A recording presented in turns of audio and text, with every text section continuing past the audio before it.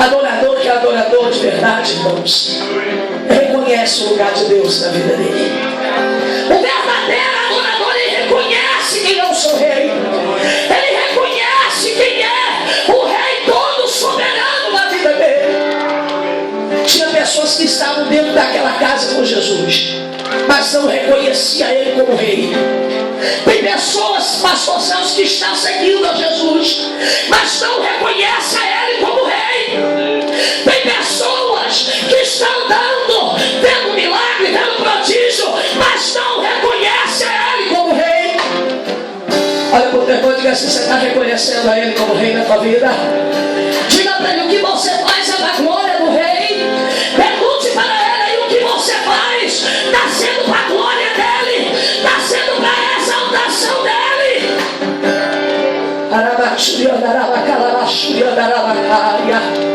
Porque não adianta a gente falar que é adorador se a gente não reconhece o lugar do rei na nossa vida. Não adianta nós falarmos que adoramos, porque existe aquela adoração de lábios, mas existe uma adoração que vem da alma, que vem do corpo, do espírito, vem do mais profundo que se possa dar. E aquela mulher sabia disso tudo. Ela pega um vaso que na época representava um ano de trabalho para comprar um vaso daquele. O vaso de alabastro era um vaso caro, e o óleo que estava dentro era mais caro do que o vaso. E ela, sabendo que ele era rei, ela disse: não, eu tenho que ir lá, eu tenho que chegar até ele, porque eu vou reconhecer ele como rei na minha vida. Eu vou reconhecer ele como rei dos reis na minha vida. Enquanto muitos estavam dentro da casa, preocupados com o banquete, ele estava sofrendo, ele estava sentindo dor. Sabe o que Deus me diz aqui? Quando eu peco e quando você peca, ele sofre. Sabe por que ele sofre? Porque ele é rei. Ele foi entregue pela tua vida, e ele sofre por isso. Porque eu não estou reconhecendo ele como rei, você também não está. A Bíblia diz que ela entra dentro daquela sala, e quando ela entra, ela se prostra diante dele. Ela se entrega de corpo, alma e espírito diante dele. Eu imagino a cena. Jesus olha e diz assim: eu tento imaginar a cena naquele momento, que era um momento crucial na vida dele, que era um momento difícil para ele, e ninguém estava entendendo o que ele queria, ninguém estava compreendendo o que ele queria.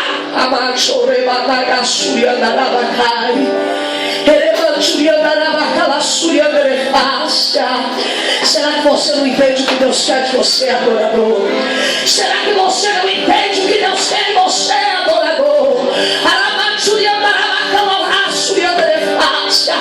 Eu imagino que quando ele vê ela com aquele vaso, a alegria toma conta do coração dele, pensando assim: alguém aqui lembrou que eu sou rei, alguém aqui lembrou que eu sou rei dos reis e senhor dos senhores. Primeira coisa que eu observo: ela não tinha recebido nenhuma vitória da parte de Deus, ela não tinha recebido nenhum milagre, mas ela estava ali para adorar. Sabe qual é o maior problema e a maior deficiência hoje da igreja? Nós temos uma dificuldade muito grande a adorar a Deus quando nós não recebemos nada da parte dele. Nós temos uma dificuldade muito grande a adorar a Deus quando Deus não dá vitória, quando Deus não abre porta, quando Deus não salva, quando Deus não faz, e ele desespera. Nós temos uma dificuldade muito grande. Adorador que é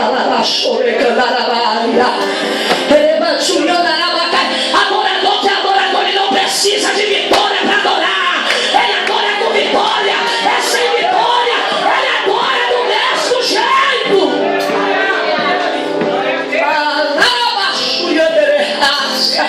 Porque aquelas pessoas que se dizem adoradora, mas só adora quando recebe alguma coisa, não são adoradores de verdade. Só adora quando ganha, só adora quando recebe, só adora quando acaba de ouvir.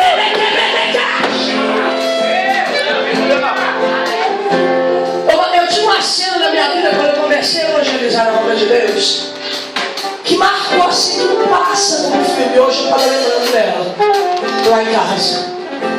Vamos fazer um evangelismo no Sara. Acho que é a Sara com Michele, o nome, né? Lá no plano. Estávamos a missionária Michele, a missionária Janaína, algumas irmãs estavam lá conosco, até aqui que estão aqui hoje. E quando nós chegamos lá, eu nunca tinha andado no Sara na minha vida, eu não conhecia. Quando nós chegamos lá, eles tinham descido. Tem um período que os pacientes descem para o pátio para tomar sol, até mesmo com a cama. E eu vi um leito, uma cama, e tinha um senhor. E tinha várias pessoas em volta dele. E ele estava louvando a Deus. Mas eu estava muito próxima dele já para evangelizar, para orar. Quando eu vi ele louvando, eu parei. Aí ele olhou para mim: a paz, irmã. E eu aproximei a paz do Senhor, irmão. E eu lembro como se fosse hoje, irmão Francisco, o nome dele. E eu fiquei muda por uns instantes. E ele começa a ir, ele louvava aquele louvor, cessará no céu pranto. E a família em volta, tranquilo, na paz. Aí eu comecei a chorar. Tentei me conter, não consegui me conter. Aí ele olhou para mim e disse assim: por que choras, moça? Aí eu queria dizer: mas é porque eu não entendo por que ele chorou para ele. A minha vontade era de dizer para ele: eu não consigo entender isso. Aí ele olhou para mim e me perguntou: por que choras, homem? Eu disse assim: porque tem coisas que a gente não consegue entender. Aí ele olhou para mim e disse: isso aqui é matéria, moça. Isso aqui é carne. Isso aqui vai acabar. Mas o meu espírito está preparado. O meu espírito adora Ele. O meu espírito engrandece Ele. O meu espírito exalta Ele. Porque Ele é Rei dos Reis e Senhor dos Senhores.